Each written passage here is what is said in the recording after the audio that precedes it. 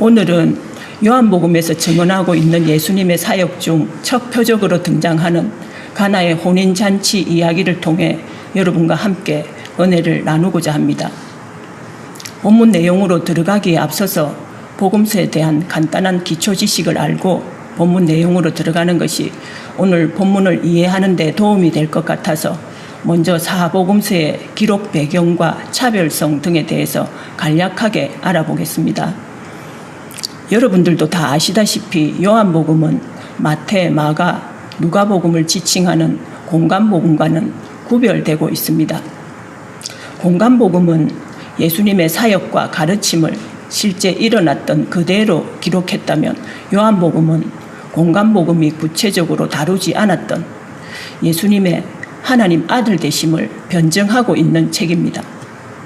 물론 사복음서 모두 예수는 그리스도이시며 주 되심을 강조하고 예수 그리스도의 생애를 소재로 하는 공통점을 가지고 있습니다. 그러나 그것을 주목하는 해석에 있어서는 각기 다른 방향의 시각적 차이를 보여주고 있다는 것이죠. 마태복음은 주로 유대인 독자를 대상으로 했기에 구약에서 예언된 메시아이자 만왕의 왕으로 오신 예수님을 그리고 있는 반면에 마가복음은 구약의 여호와 신앙을 모르는 로마인을 주로 독자로 했기 때문에 주님의 사역 중에서 하나님의 크신 능력을 강조했습니다. 그리고 누가복음은 주로 헬라 이방인을 독자로 했기 때문에 사랑이 넘치는 인자로 오신 예수님을 그리고 있습니다. 그런데 복음서가 예수님 생전에 기록된 것이 아니라 예수님 부활 이후에 한 세대가 더 지나서 기록되었습니다. 당시의 사람들에게 예수님의 십자가 죽음과 부활 사건은 너무 생생하고 충격적인 체험이었기 때문에 다른 어떤 증거도 필요치 않았고 그분의 십자가 죽음과 부활이 바로 복음이었습니다.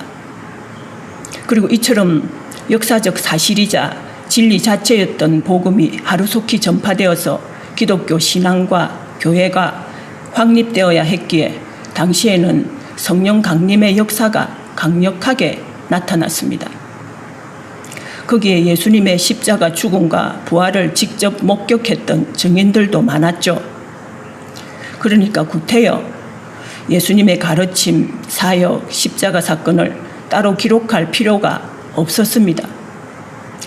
그러나 증인들이 서서히 죽기 시작하고 십자가 사건도 차츰 사람들의 기억에서 희미해져 가자 이제 기록으로 남길 필요가 생긴 것이죠.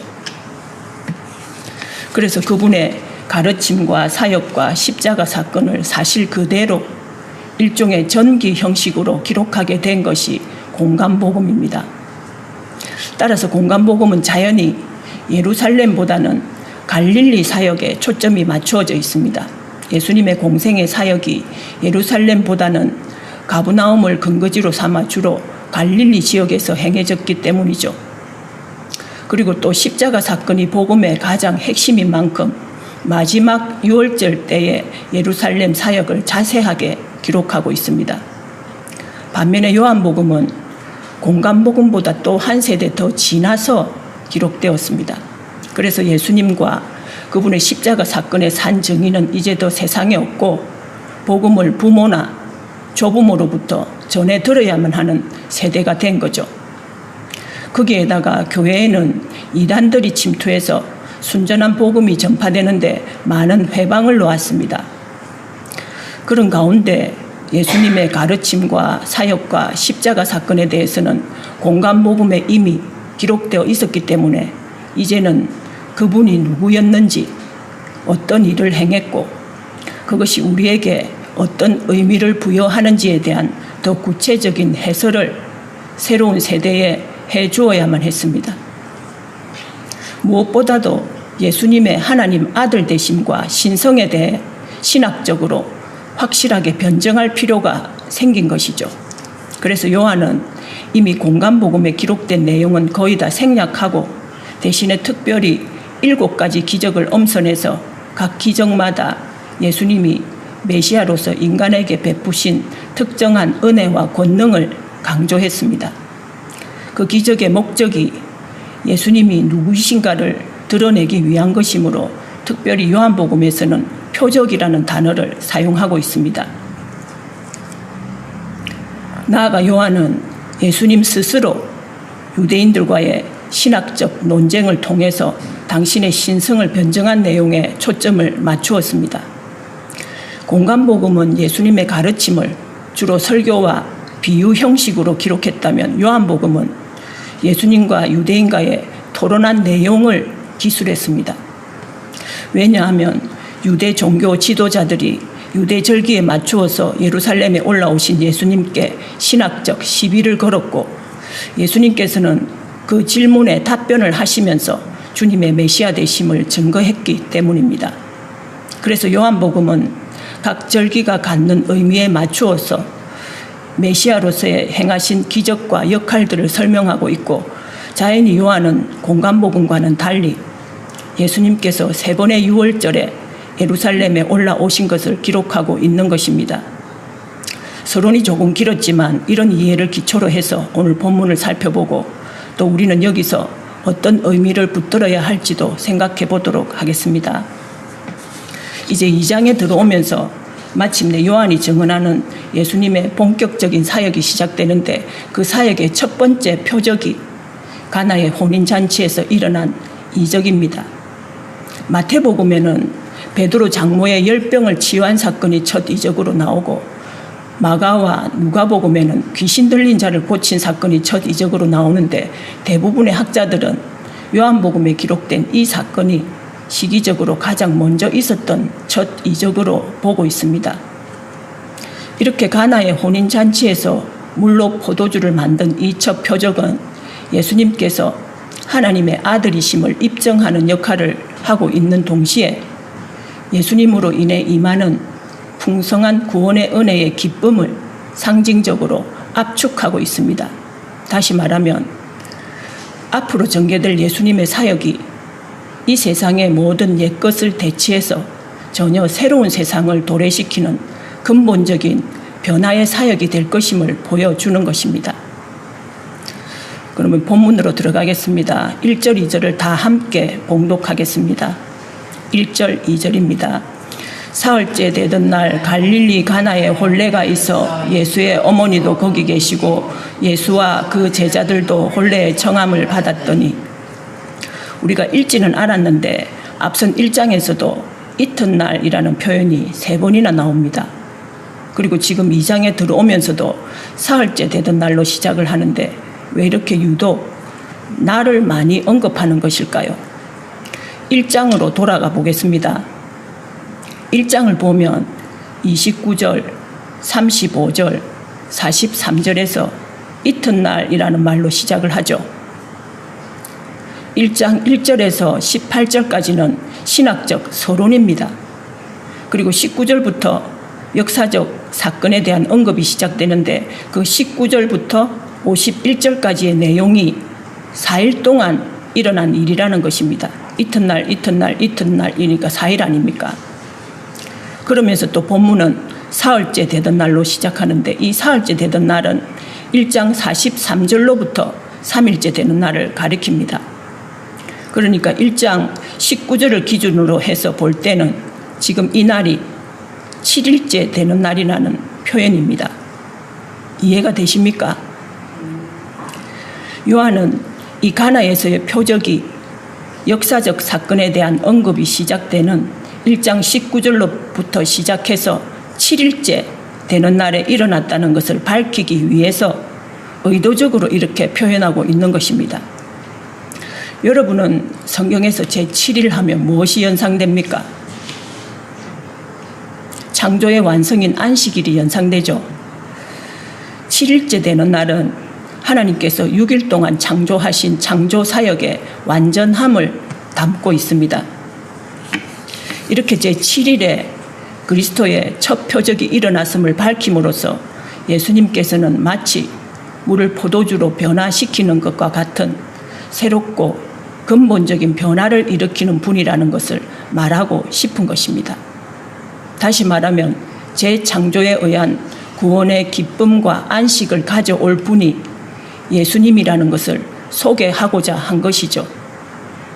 동시에 사흘째 되던 날은 초대교회 성도들에게 있어서는 예수님께서 십자가에서 죽으셨다가 다시 살아나신 부활하신 날을 가리키는 익숙한 표현입니다. 그러니까 이러한 재창조의 역사가 결정적으로는 예수님께서 죽으셨다가 다시 살아나시는 부활 사건을 통해 이루어진다는 사실을 말하기 위해서 이렇게 까다롭게 표현하고 있는 것입니다. 그리고 예수님께서 첫 번째 표적을 행하신 곳이 혼인잔치 자리였다는 것 또한 매우 깊은 의미를 지니고 있는데, 이것은 장차 이루어질 천국 혼인잔치에 많은 사람들이 초대를 받아 그리스도께서 값없이 베푸시는 구속의 은혜를 마음껏 누리게 될 것임을 말하는 것입니다. 즉 예수님께서는 혼인잔치를 계기로 자신의 메시아 되심을 스스로 드러내심으로 자신이 하나님 나라에서 희락과 기쁨의 원천이 되심을 보여주신 것입니다. 성경은 하나님 나라의 잔치를 표현할 때 혼인잔치에 비유를 합니다. 창세기로 거슬러 올라가면 2장 24절에서 하나님께서는 아담과 하와를 부부로 맺어주셨죠. 그런데 선악과 사건으로 인해 이 속에 죄가 들어오므로 부부관계는 망가졌고 온 땅의 행복은 깨어지고 무질서해지고 사망이 찾아오게 되었습니다. 하나님의 창조의 완전함이 인간의 불순종으로 깨어지게 된 것이죠. 그런데 그 깨어진 결혼이 요한계시록으로 가면 어린 양이신 우리의 참되신 신랑과 혼인잔치로서 그 깨어짐이 회복되는 이야기로 구원이 완성된다는 것을 증언하고 있습니다. 그 이야기를 함축성 있게 담아낸 이야기가 오늘 가나에서 베풀어진 혼인잔치 이야기입니다. 그런데 그 가나의 혼인잔치집에 예수님과 제자들이 청함을 받았습니다. 예수님의 어머니는 이미 거기 계셨던 것으로 보아 친척 관계였거나 그 가정의 사정을 잘 아는 친밀한 관계였던 것 같습니다. 3절입니다. 제가 봉독하겠습니다. 포도주가 떨어진지라 예수의 어머니가 예수에게 이르되 저들에게 포도주가 없다 하니, 물이 부족한 팔레스타인에 있어서 포도주는 우리가 취하기 위해서 마시는 술의 용도와는 다르게 갈증을 해소하기 위한 음료로서의 기능도 있었지만 더 중요한 것은 잔치에서 분위기를 흥겹게 만들어가는 핵심 역할을 한 것이 포도주였습니다. 즉 포도주는 혼인잔치 자리를 가장 압축적으로 설명하는 기쁨과 즐거움의 상징이었습니다. 그런데 그것이 떨어졌다는 것은 혼주에게는 치명적인 수치에 해당되었습니다. 가장 즐거워해야 할 잔치 자리에 기쁨과 즐거움과 행복이 중단된 것이죠. 지금 우리의 상식으로는 이해가 잘 안 되는데 당시의 랍비들은 포도주가 없으면 기쁨이 없다고 말했을 정도로 잔치에서 포도주는 필수품이었다고 합니다. 잔치집 주인이 원래 가난해서 포도주가 모자라게 되었는지 아니면 많이 준비했으나 손님이 예상보다 많이 와서 모자라게 되었는지는 알 수 없지만 전통적인 유대인의 혼인 예식이 보통 한 주간에 걸쳐서 진행되었다는 점과 또 혼례가 있으면 그 마을 전체에 축제였던 점을 고려해 볼 때 잔치의 막바지점이 아니었나 추측해 볼 수 있습니다. 포도주가 떨어졌다는 사실은 기쁨을 상실한 인간의 현실을 그대로 반영해 주고 있습니다. 모든 인간은 물질이 있으므로 기쁨과 행복감을 누리지만 그 물질은 속성상 영원하지 못하죠. 포도주는 소비됨으로써 인간에게 쾌락을 제공하지만 그 쾌락은 일시적이고 극히 제한적일 수밖에 없는 것이 언젠가는 소진되기 때문입니다.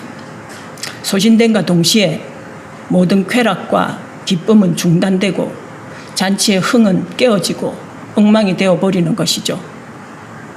따라서 가나의 혼인잔치에서 포도주가 떨어졌다는 것은 세상 물질이 주는 쾌락과 기쁨에는 분명한 한계가 있음을 의미하고 있습니다. 그런데 여기서 예수님의 어머니는 무슨 의미로 예수님께 저들에게 포도주가 없다고 했을까요? 당시에는 예수님께서 자신의 신분을 드러내고 본격적인 활동을 하시기 이전이므로 이때 마리아의 의도를 정확하게 설명하기는 다소 모호하긴 하지만 대략 두 가지 측면으로 이해해 볼 수 있겠습니다. 먼저 혼인잔치를 하는 집안이 예수님과 친척 관계였거나 친밀한 관계였고, 또 예수님은 마리아에게는 큰아들이었으므로 어머니로서 자연스럽게 큰아들에게 도움을 요청한 것으로 보는 것입니다. 집안에 어떤 일이 생겼을 때 아들이 장성했으면 부모는 큰아들과 의논하기 마련이죠. 더욱이 이 잔치에 요셉의 이름이 언급되지 않은 점으로 볼 때 요셉은 이미 죽었고 예수님이 실질적 가장이었던 것 같습니다. 따라서 마리아는 습관적으로 어려움을 만날 때마다 예수님과 상의했다고 보는 것이죠. 그리고 다음으로 가정해 볼 수 있는 생각은 마리아가 예수께서 잉태되고 탄생하는 과정에서 가졌던 특별한 경험들이 많지 않습니까? 그것을 염두에 두었을 가능성입니다.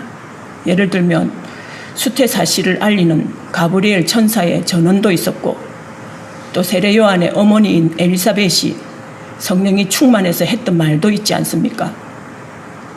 그리고 또 예수님께서 나시던 날 밤에 들에서 양을 치던 목자들이 달려와서 전해준 천사들에게 들은 말이나, 또 동방에서 박사들이 찾아와서 경배하고 예물을 드린 일도 있었고, 성전에서 만난 시므온과 여선지 안나의 예언 같은 그런 것들을 마음에 두고 있었기 때문에 예수님께서 메시아임을 알고 있었던 마리아가 신앙적인 차원에서 이렇게 말했을 가능성도 완전히 배제할 수는 없습니다.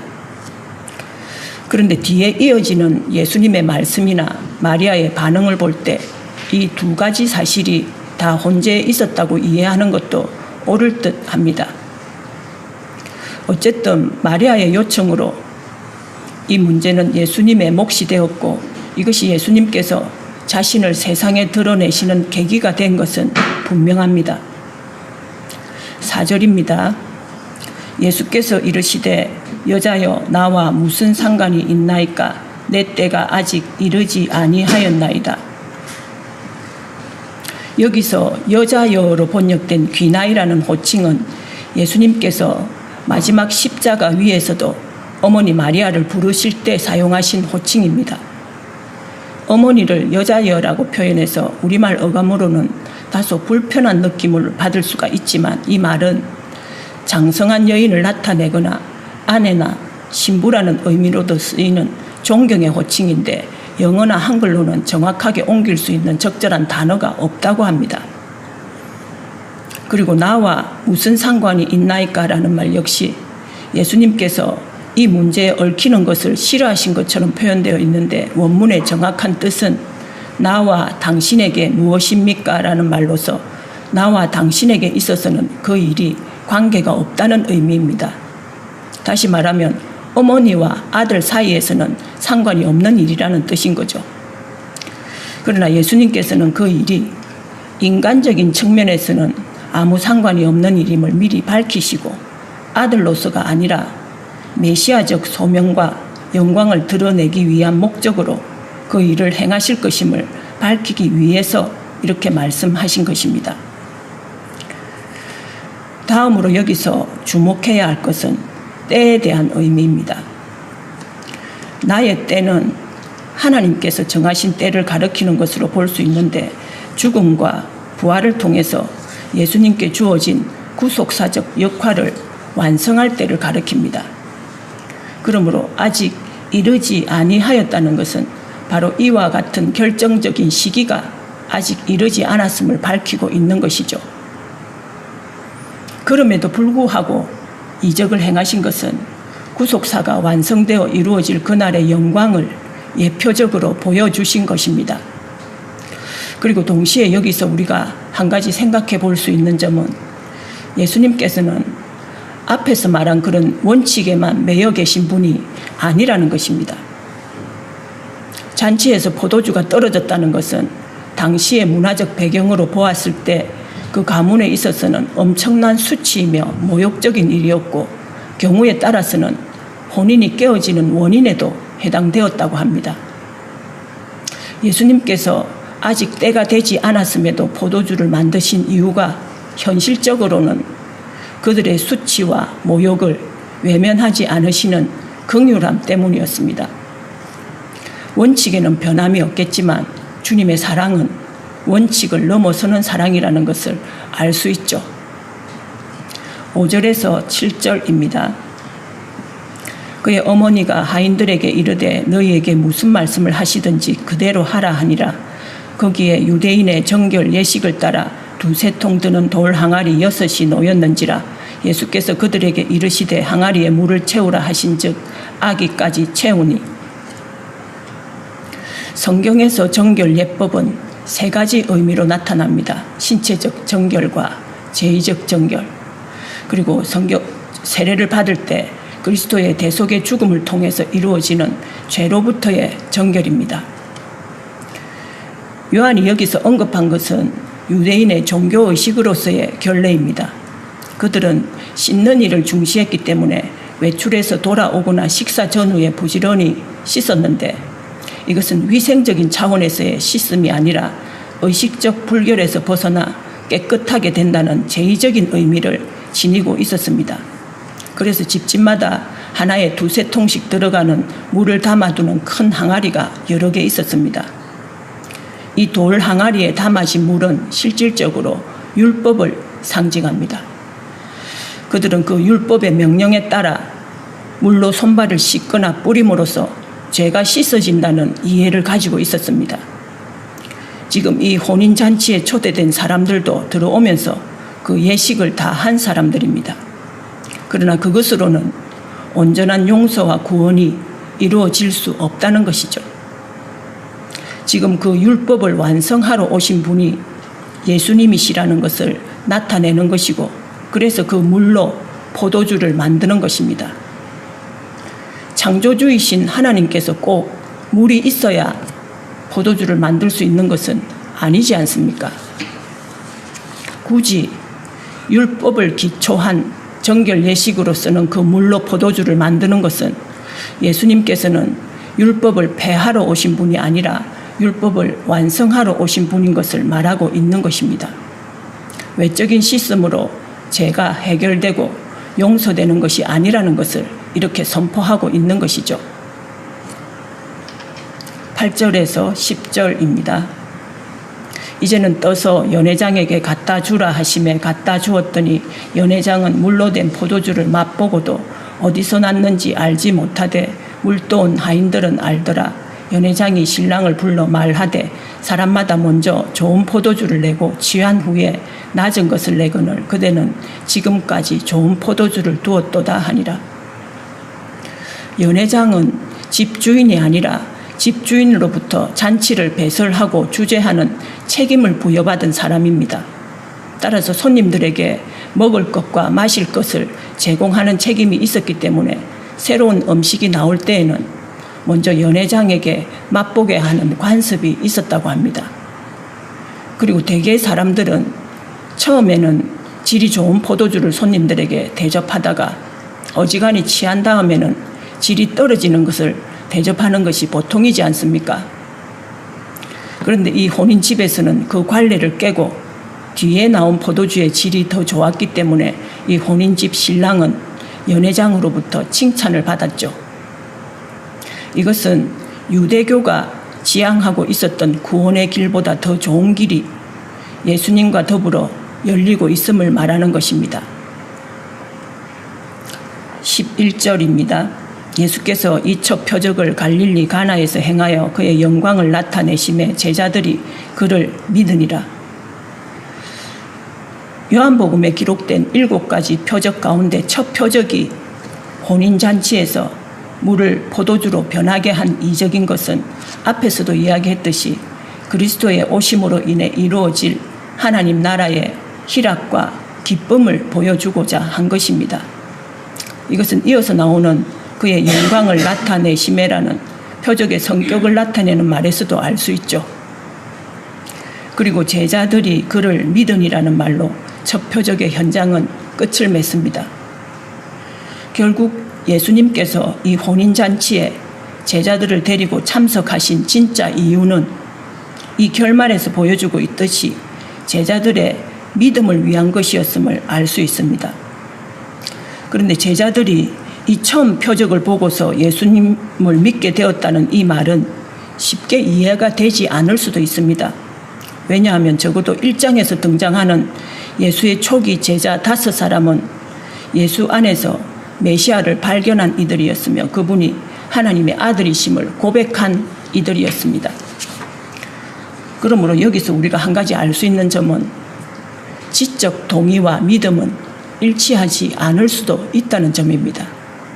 예수님을 만나고 예수님이 그리스도이심을 안다는 사실, 그리고 인정한다는 사실 그 자체가 믿음은 아니라는 것입니다.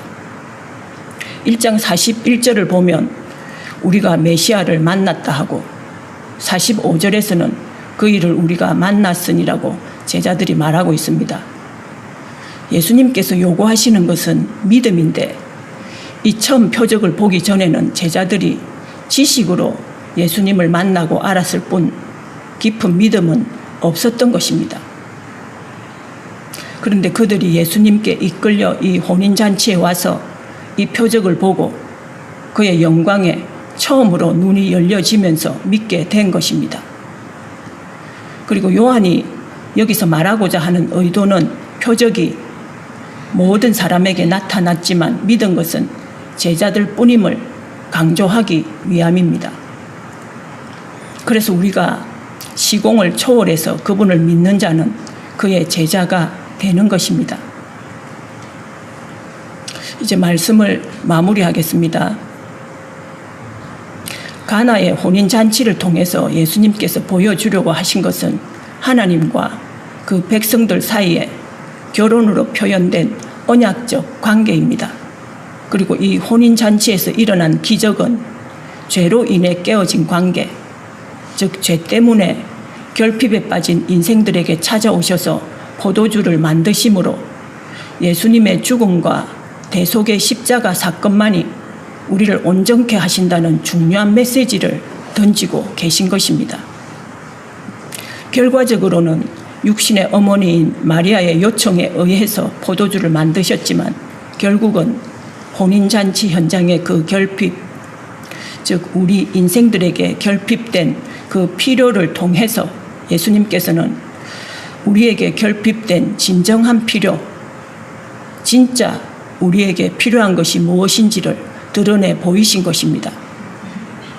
다시 말하면 예수 그리스도만이 우리의 필요를 해결해 주실 분이며 우리 인생들에게 해답이라는 것을 말씀하고 계신 것입니다.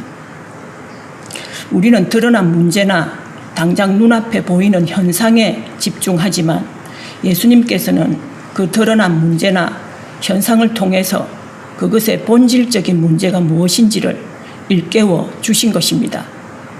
그래서 예수님의 구원 사역은 그 자체가 목적이어서 이적을 행하시거나 아니면 하나님의 아들이라는 사실을 드러내는 것이 아니라 언제나 제자들, 곧 우리들의 믿음을 위한 것이라는 사실을 일깨워주고 있습니다. 요한이 요한복음 전체를 통해서 7번 기록한 표적의 본복이라고 할 수 있는 첫 표적의 결론을 제자들의 믿음으로 결론 맺은 것은 결국은 모든 표적이 우리 인간들로 하여금 예수 그리스도에 대한 믿음을 갖게 하기 위한 것임을 선명하게 보여주고 있습니다. 이것은 요한이 20장 31절에서 밝히고 있는 요한복음의 기록 목적과도 분명한 일치를 이루고 있습니다. 요한복음 20장 31절 찾으셔서 다 같이 한번 합독하겠습니다. 요한복음 20장 31절입니다.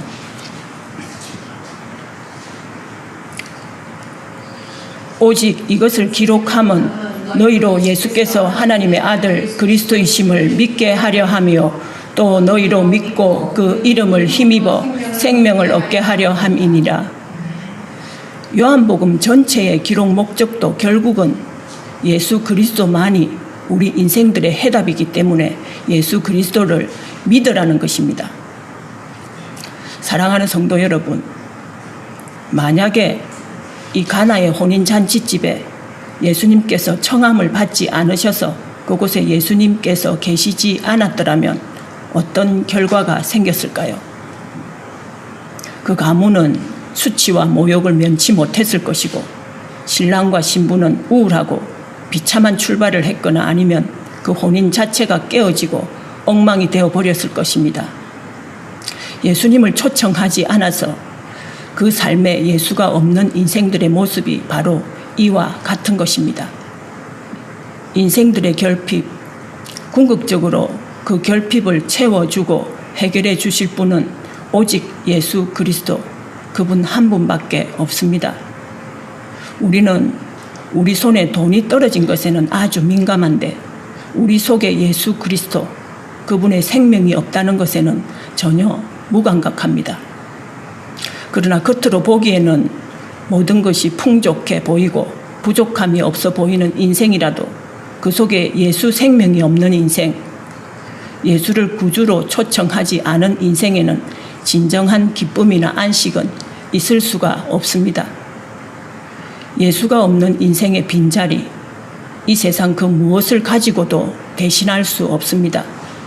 과학이 아무리 발달하고 우주 여행을 하는 시대가 되어도 예수님과 함께 하지 못한다면 그 인생은 헛것입니다.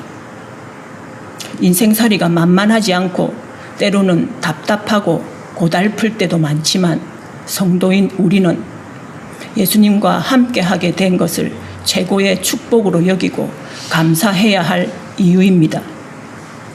우리는 단순히 이 땅에서만 잘 적응해서 사는 사람들이 아니라 하나님 나라를 소망하며 종말론적인 삶을 사는 천국 백성들입니다.